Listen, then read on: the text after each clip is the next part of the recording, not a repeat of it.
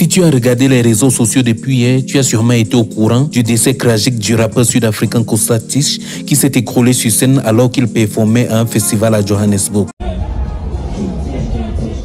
Ce qu'il faut savoir, c'est que le rappeur décède un mois jour pour jour après son ami Ekeye, qui lui est décédé le 10 février dernier dans la ville de Durban sur une fusillade. Les deux rappeurs étaient d'ailleurs très proches et avaient collaboré à plusieurs reprises sur des titres comme celui-ci.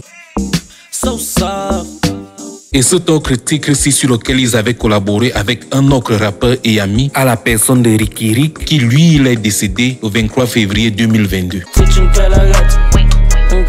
D'ailleurs, dans l'intro de la chanson, le rappeur Riky Rick disait: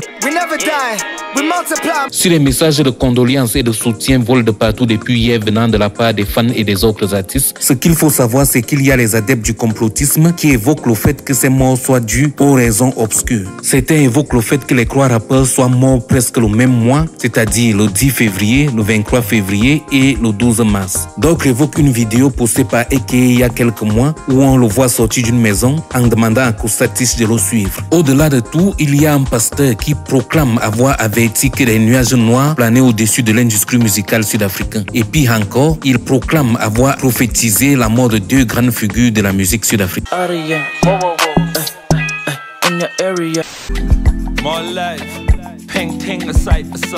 Mais quand on s'y penche de plus près, on se rend compte que les décès des trois amis n'ont rien de mystérieux et ne sauront donc être associés aux phénomènes paranormaux. Bien que les enquêtes soient encore en cours, certaines sources disent que le rappeur Kosta Tish souffrait des problèmes d'épilepsie et dont le mélange de lumière, de bruit, d'excitation et d'adrénaline aurait pu causer la mort subite de ce dernier. D'autres sources aussi évoquent un arrêt cardiaque. Ekeye, quant à lui, a reçu des balles alors qu'il marchait dans la rue après qu'il ait posté sa géolocalisation sur Instagram. Riky Rick, quant à lui, a commis un suicide suite à une dépression due à des crises bipolaires. Ce qu'il faut retenir des trois amis, c'est que c'était des artistes très talentueux qui avaient des univers très riches et différents. Kosta Tish venait d'ailleurs de remixer son hit Big Flexa avec Akon après qu'il ait signé sur le label de celui-ci.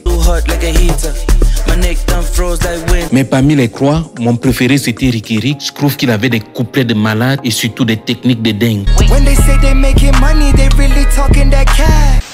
Niggas say they ballin', they wrestling with the fact. If y'all niggas going hard, my niggas is going harder.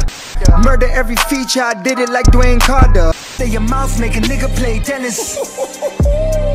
My scriptures, pictures, pull up on a block as Christmas. Pour finir, n'oublie pas de nous dire en commentaire si tu connaissais ces artistes et surtout ce que tu penses de leur musique. Dis-nous aussi si tu penses que le fait qu'ils soient morts tous les trois est juste le fruit du hasard ou c'est dû aux Illuminati et ce genre de choses. N'oublie surtout pas de liker, de partager, de t'abonner en activant la cloche de notification et on se retrouve très bientôt pour une nouvelle vidéo.